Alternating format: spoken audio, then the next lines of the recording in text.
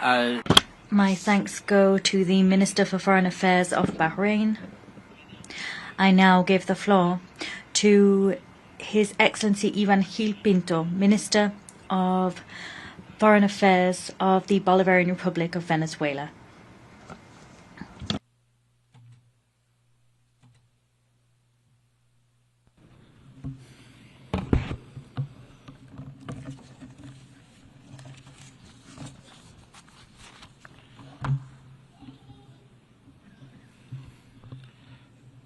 Señor Presidente. Mr. President, Venezuela stands here talking to the world with a sense of truth. Over 5 centuries, the history of our homeland has been marked by one key ideal.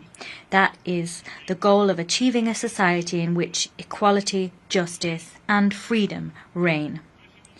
Simón Bolívar was the greatest man to ever have been born on American soil. He, in word and in deed, universalized the spirit and what it meant to be Latin American and Caribbean. His was the ideal that the world should live in balance, that any and all struggle for a better society must have as its homecoming port, its final destination, peace. Mr. President, the first vessels that arrived on our Caribbean shores came to bring us under control. They subjugated our ancestors for 300 years. More than 90 million indigenous inhabitants were exterminated. There began our long struggle to resist colonialism and humiliation. 3 centuries later, the Liberation Army, comprising black people, indigenous peoples, white people, mestizos, it was an army in which slaves, peasants, and free men from across the continent stood side by side as equals. They came up from the coasts of the Caribbean Sea and rose up to Ayacucho and its mountains to free South America once and for all. Mr. President, we have been a country that has learned to struggle for its own destiny and control thereof. In the 20th century, we saw the beginning of a blockade on our coastlines in the Caribbean Sea and a coup d'etat against our nationalist general, Cipriano Castro, that was financed by oil companies and the government of the United States. The 20th century was one of bitter disputes between the ideal held by a nation that demanded the sovereign right to enjoy its own wealth for its own development and puppet governments that subjugated the country to foreign and imperialist interests. These governments sold our nation down the river and as such plunged Venezuela for decades into the most abject misery, poverty and repression. It was at the end of last century, in 1999, that the Venezuelan people succeeded in giving shape to the historic strength it had built up over decades of struggle. They ushered in a project for an independent, just and sovereign nation. That project drew upon the original ideals of Bolivar and was led by an extraordinary leader, Commander Hugo Chavez. And the project proved itself able to compel a people's movement to rise up to wage a peaceful and democratic revolution. Mr. President, since the very beginning, President Chavez bravely led a nationalist sovereign oil policy and undertook an epic journey to get OPEC back on its feet as a major multilateral instrument and a guarantee for global energy security.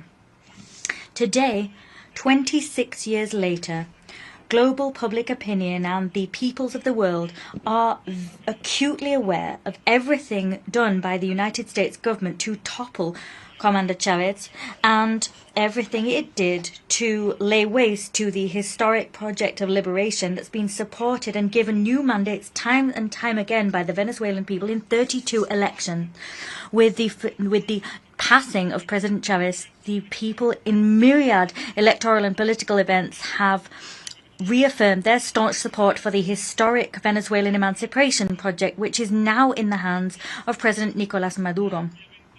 It is also widely documented and known to all that war has been waged upon us in myriad forms. There is the criminal aggression that in the last decade has been waged against Venezuela to allow external powers to get their hands on Venezuela's natural resources and usher in a so-called regime change. There have been countless aggressions, Madam President, against Venezuela in recent years, actions seeking to destabilize the nation, plots, conspiracies. These included an assassination attempt using drones. There's been the economic war, whose most cruel form has been the 1,042 sanctions that are criminally imposed upon our oil industry and the productive sectors of our nation. We've also seen several incursions using mercenaries. In addition to all of the above, now we have an absolutely illegal and completely immoral military threat hanging over our heads. That threat is a violation of the United Nations Charter as well as of the rights of Venezuela as a sovereign state, and it is even a violation of the very laws of the United States itself. Venezuela thanks this General Assembly for the solidarity shown to it by the overwhelming majority. The governments of the world and the peoples of the world have shown us that solidarity. I'm thinking particularly of CELAC, BRICS, and the non-aligned movements. All of these peoples and all of these groups have repudiated these immoral threats and have supported Venezuelan democracy and Venezuela's right to peace and development. Madam President, in these early decades of the 21st century, we have seen false and tasteless justifications invoked to invade our sisterly country, Iraq. We have witnessed the bombing and destruction of Libya and the 20-year invasion of Afghanistan. The aggression waged by global powers has not let up for even a second. As such, a short while ago, we saw the criminal and cunning bombing of the peaceful Islamic Republic of Iran. Today, the target of this aggression is now Venezuela, a peaceful country built on solidarity. In view of the fact that Venezuela cannot be accused of having weapons of mass destruction or nuclear weapons, today unbecoming and perverse lies are being levelled against us that no one believes, no one in the United States believes them, or in the world as a whole. They're being invoked to justify a billion-dollar military threat, which is despicable, outlandish, and immoral. Consequently, we're once again grateful to global public opinion and the public opinion of the United States. We're also grateful to the governments and the peoples of the world that are speaking out against this attempt to bring war to the Caribbean and South America in order to usher in a regime change which will allow external powers to rob the immeasurable oil and gas wealth of Venezuela. We are not surprised, Madam President. We are all well aware that the people of the United States have time and time again voted for governments that promised to bring peace and put an end to eternal war. Governments that promised to devote themselves to resolving internal problems. Poverty, the addiction epidemic, unemployment and inequality, which today characterize the US and its society. And we've seen time and time again how the noble people of the United States have been disappointed. For this reason, today, Venezuela wishes to reaffirm it is dedicated to peace as Simón Bolívar was. We are devoted to our self-determination and, on the basis of the United Nations Charter, we once again affirm that we have a right to defend our sovereignty and to defend peace in the Caribbean and across South America.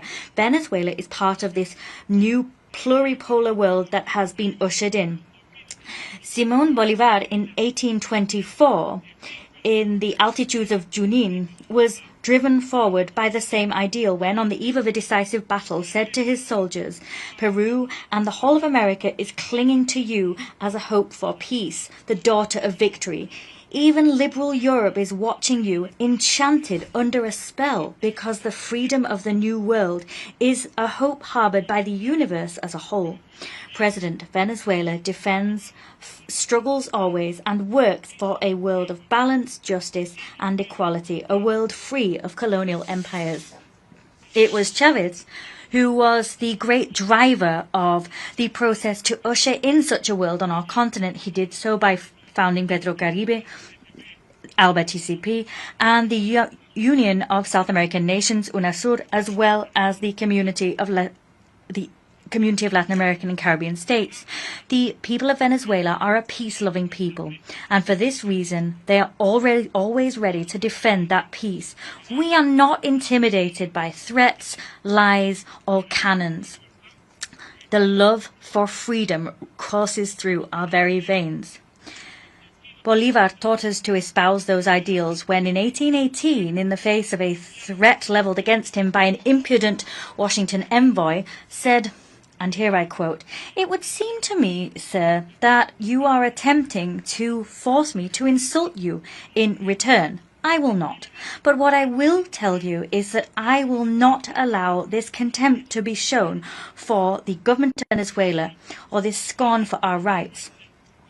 Fortunately, I have quite frequently seen a handful of free men vanquish powerful empires." End quote. President, the revolutionary government of President Nicolás Maduro fully reaffirms its commitment to building this world which respects international law, a world free of hegemonic empires or warmongering empires, a world in which the people of the global south are able to enjoy their right to peace and future. We stand in solidarity with the heroic people of Palestine, and we call for the end of the genocide waged by Israel's Zionist regime. We condemn attacks against the territorial integrity and sovereignty of the Islamic Republic of Iran. We stand shoulder to shoulder with Cuba, and we demand that, as the rest of the world does, the lifting of this murderous and criminal blockade. Moreover, we once again express our unwavering solidarity with the people of Nicaragua, who are worthy heirs to the legacy of Augusto César Sandino. We call for the complete, immediate and unconditional lifting of the unilateral coercive measures imposed upon the brotherly republics of Belarus, the Democratic People's Republic of Korea, Eritrea, Iran and Zimbabwe. Mr. President, we support President Putin and the noble Russian people in their struggle against neo-Nazism and the militarist aggression of the Western world. We support the initiatives of President Xi Jinping to build a community whose destiny we share. We reaffirm our historic position, that is, that we support the brave Argentine people in their struggle to reclaim the Malvinas Islands. We support them in their struggle to ensure that Argentina does not become a foreign military base that threatens peace on the continent. We reaffirm the stance of the great liberator Simón Bolivar. He said, just as we do, that sooner rather than later we must achieve the definitive emancipation of the people of Puerto Rico, and we must found an independent, free and sovereign republic there. We also renew our support for the rightful cause of the Sahrawi people. Moreover, we here reaffirm our total commitment to the group of friends in defense of the Charter of the United Nations. That group comprises governments that seek to rescue the system of the United Nations that is now on a dangerous path of decline, which may dangerously culminate in the extinction of the United Nations. The Nazis of today, just like the Nazis of Hitler yesterday, are working to destroy the United Nations. We are striving to restore its dignity and to make it ever stronger. President, today we reaffirm that the Venezuelan people will continue upon the path that they have freely chosen for themselves. The world must know that Venezuela is prepared to continue walking the path opened up for them by Simón Bolivar and the freedom fighters of America. We have given shape to a powerful national union. We stand together. We say before the world that Venezuela has never been, is not, nor will it ever be a threat for any nation whatsoever. Venezuela has been, is, and always will be a beacon of hope in terms of building a new humankind, building a world of equals without empires, with no blackmail and no threats. We will usher in a world where colonialism, slavery and exploitation are vanquished once and for all, a world in which peace can grow stronger, and, as the poet and Venezuelan singer Ali Primera said, a world where humankind is human. Thank you, President. Muchas gracias al señor. I thank the Minister of Foreign Affairs of the Bolivarian Republic of Venezuela. I now give the floor to His Excellency Dhananjay Ramphumi, Minister of Foreign Affairs of Mauritius.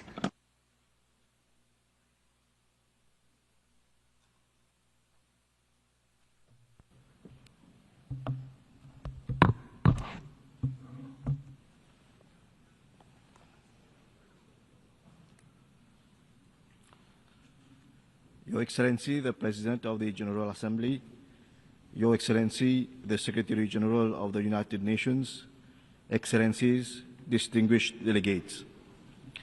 80 years ago, in the aftermath of the atrocities and horrors of the deadliest conflict in human history, the UN Charter was signed as a promise that future generations will be spared from the scourge of war. States would pursue global peace. International cooperation would be the cornerstone of our shared prosperity and progress, and human rights would be protected. The theme, Better Together, 80 years and more for peace, development, and human rights, resonates deeply with these founding ideals of our organization. There can be no peace without development, no development without peace, and neither peace nor development are sustainable without respect for human rights. The UN has stood as a beacon of hope by, amongst others, catalyzing decolonization, adopting the Universal Declaration of Human Rights, deploying over 70 peacekeeping operations, leading global efforts in times of pandemic, providing food aid to millions of people, and working in over 170 countries to help eradicate poverty, reduce inequalities, and build resilience. These are not just facts and figures, these are testimonies of what we can achieve by working together in good faith with a common purpose. These are demonstrations of how the UN is making a difference in people's lives. Unfortunately, behind these figures also hides the continued suffering of hundreds of millions of our fellow humans living in conflict zones, subject to violations of their human rights, and for whom basic human needs remain a dream. The winds of conflicts are blowing across almost all continents, all marked with blatant violations of international law. Each of them represents the failure of humanity to protect its most vulnerable. Each of them is a failure of diplomacy and the upholding of international law.